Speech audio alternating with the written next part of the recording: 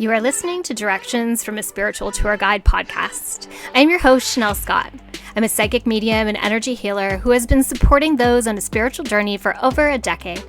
I'm your tour guide into the world of the unknown, showing you that the magic of the universe is at your fingertips.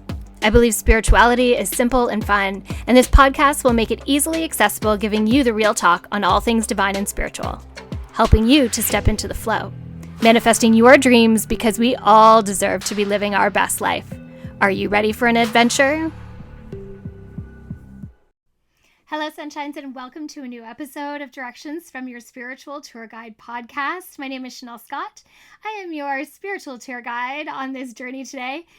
We talk about all things spiritual and divine, and it's the real talk. It is about how simple it is to add it into our everyday life and how powerful it can be. Today we're talking about something that I love, a tool that is here that can help you to build your intuition, to trust your intuition, to enhance your intuition. And it's a topic that I love teaching on, and I'm going to be teaching on Wednesday, June 26th in Dundas, Ontario, about oracle cards. But today we're actually looking at the difference between tarot and oracle cards. I personally am a oracle card through and through. Like, I love oracle cards. They are my favorite. I have never really been drawn towards tarot cards, although I'm going to admit my favorite deck of cards right now is by Radley Valentine, and it is his Animal Guides tarot deck. The new version, I loved the old version, but the new version I'm so connected to right now, and I'm just loving using it. But this tarot deck has a less traditional feel. He uses the seasons, and there's writing on all the cards, and it has a very oracle feeling to it. So it's a little bit different. So we're going to get into it. Tarot is definitely an older version of cards and definitely more popular. Most people want to learn how to read tarot cards. They don't necessarily want to read oracle cards. And I know that there is a popularity in tarot. I personally, just am more drawn to oracle cards, but I am teaching tarot in my course so that people know tarot. I'm not going into great detail into tarot, but I will cover some tarot in that class. But I wanted to talk about the difference between, because it's a question that a lot of people ask. What is the difference between oracle cards and tarot cards? And I think that's helpful to understand in picking cards. So playing cards, where this all started, goes all the way back to China. And eventually they trickled into Europe and found their way into the hands of those that wanted to play games and to use them for divination. And eventually they grow in popularity. So you can actually use a regular deck of playing cards that you would use for playing, I don't know, euchre or poker or crib. You can use those. There are 4 suits. They have our numbered cards and our court cards. They just don't have the major arcana cards. They only have minor arcana cards, right? But you can use the definitions of the minor arcana cards and use a regular old playing deck of cards to do a reading. It's completely possible. Now, eventually, someone decided to add these major arcana cards in to be able to give more meaning into the deck of cards, to add bigger pieces. So the major arcana parts of a tarot deck are considered more the life changes. It's 0 to 22 cards, and in that, it's our progression, our development. And it's from the Fool, which is kind of like the child, all the way through to kind of an enlightenment state. So this kind of grew in popularity, and it actually started more in France and Italy and kind of grew from there. And some of the original decks, which are all the major arcana cards, are all done by hand. They're quite a treasure if you've ever had the opportunity to check them out. Now, the tarot deck that most of us think of is the Rider-Waite or the Rider-Waite-Smith deck. The original publishing of this deck was in England by the Rider Publishing Company. And the author was Waite, A.E. Waite, and the illustrator was Pamela Coleman Smith. So hence the Rider-Waite or the Rider-Waite-Smith deck of cards. And this tarot deck is the one that most know, although you can get tarot decks in just about anything. Last Christmas, my husband bought me a Disney Villains deck, and I love it. It's more traditional. It's very traditional in its style, but it has all Disney villains on all the cards and kind of visit the symbology and stuff of the Disney villains. But the cards still hold the same meaning. They have, in the guidebook, incorporated the villains into it, but when you look at, the two of hearts, because in there it's hearts, the two of coins, then you are going to see that the two of coins is the same as the two of coins in any of the decks. The five of swords, the page of wands, it's going to be the same meaning that we have in all of the decks. The meaning in tarot stays the same. Yes, there's room for interpretation and our own personal meanings that begin to fall into cards, because that happens. We start to notice that when we choose a certain card, that it will have a particular meaning over and over again. So, but there is more of a kind of prescriptive feeling or structured feeling to tarot.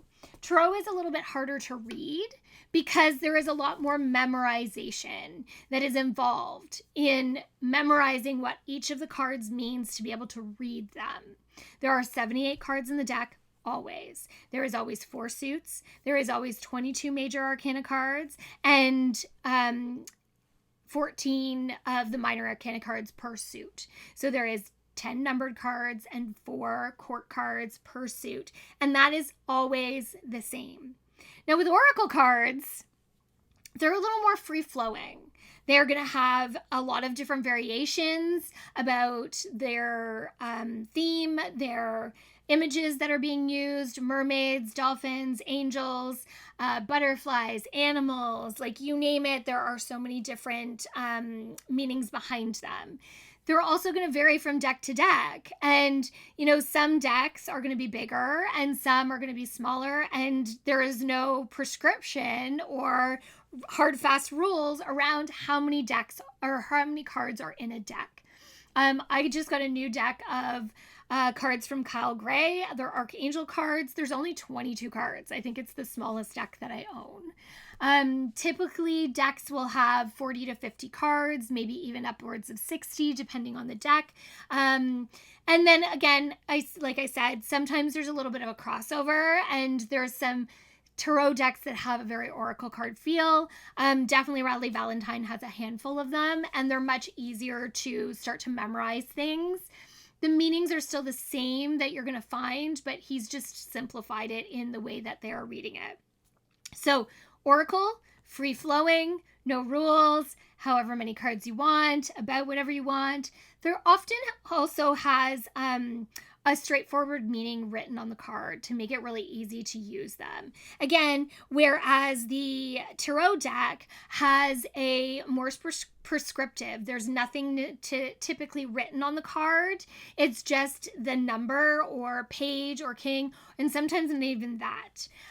Sometimes you're just looking at the image on the card to realize what card it is. There's no words.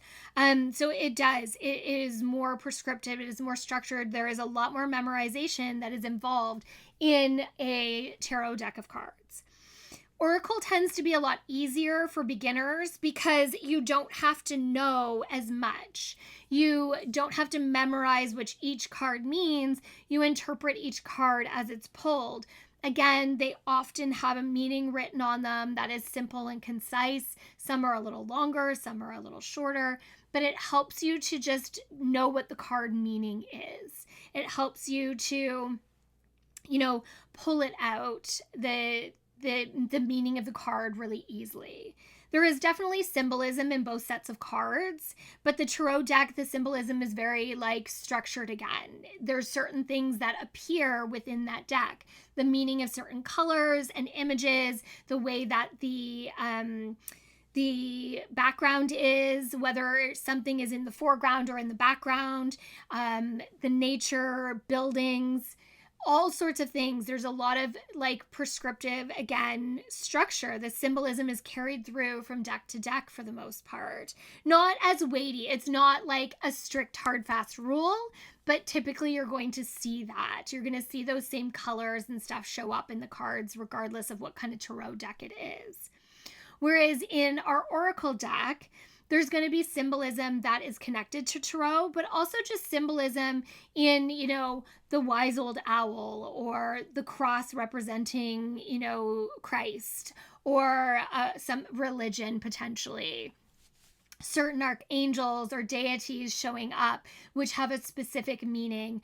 Maybe shamanic pieces, the elements, or the four directions showing up. There's just a lot more freedom in it. So yes, there's symbolism, but it doesn't have to be read in the same way that the symbolism in tarot cards is. Tarot just feels like there's more rules. I think maybe that's why I don't like it, because I like my intuition to just flow freely and I don't want to be restricted. I'm sure if I memorized them, it would feel less like that, but that's a lot of work. And it's not something that I'm drawn to.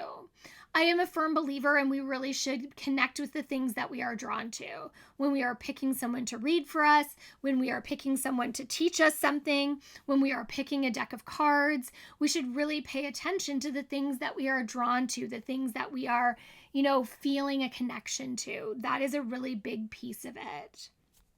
They are similar tools, and it is just a matter of what it is that you are drawn to, what it is that you want in the practice that you are doing.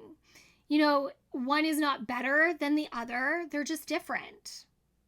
They both help find clarity. They have card spreads you can use. You can even use them together if you really wanted to. Again, everybody has their own thing. My girlfriend up north, she has like a box, and it's got like 6 decks of cards in it, and she uses them all at the same time a lot of the times. Whereas I like to use one deck at a time, and I sometimes use multiple decks to do a reading, but I won't mix and match them. I won't put the cards together. I will shuffle and pull them separately. So everybody's each to their own. Again, like I said, there's not a huge difference between oracle cards and tarot cards. A large part of it is what you are drawn to, what you feel connected to. So that's kind of how I encourage you to choose. There isn't, again, I just want to say it one more time, because I'm not saying because I read oracle cards, you should read oracle cards. I really feel like there isn't one that is better than the other. They are both beautiful, beautiful intuition tools, and you should choose something that really resonates for you and works for you. I have a ton of different decks, and I pull things based on what I feel like, so it makes it easier. And yes, sometimes I use tarot, just I don't have really traditional tarot cards other than those villain ones. So yeah. Again, if you're interested in learning more about oracle cards, I am teaching a Learn to Read Oracle Cards workshop on Wednesday, June 26th in Dundas, Ontario. I have a space for about 20 people total. I will be touching on tarot. I will teach you some basics on tarot. If you register for this workshop to join me before Friday, June 21st, I will throw in my 9-page tarot cheat sheets. It breaks down minor cards, the major cards, the suits, and symbolism, and gives you like an impeccable cheat sheet to use while you're learning to memorize all those cards. So see, I'm throwing tarot in there. So if you're interested in joining me, it's $40, and I am super excited to offer this workshop. It is a great space. It's at Tessie & Co. in Dundas, Ontario, and they have big kitchen tables in their event space so that we can spread out cards and read. Yeah, it is a favorite tool. And keep an eye, because I will be offering practice sessions on Zoom, because I want to make sure that this is available to all the people that I work with, not just the ones that are local. But these will be about an hour and a half session where we will do a little bit of learning, and then we will break into groups and practice reading oracle cards with people we don't know, which is so fantastic. It'll be inexpensive because I really want people an opportunity to practice. So watch for that. That'll be coming in July and August. Lots going on always, right? So if you haven't gotten the newsletter, sign up. It's in my website, www.fromtheheartandsoul.com, and you get a free meditation when you do that. It is a Meet Your Future Self meditation, which is great for manifesting. It has all the ways you can work with me, my Divine Map membership, my Yoga Nidra Club, personal readings, and of course all my events and products that I offer as well. Ooh, pre-sale for those 2025 planners is right around the corner. It's time to get working on them. I always love them, so that's something too. But I've chatted your ear off. Now it's time to go. So thank you for being here and letting me be your spiritual tour guide today. New episodes drop every Monday. Can't wait to see you again next Monday. From my heart and soul to yours, have an incredible week.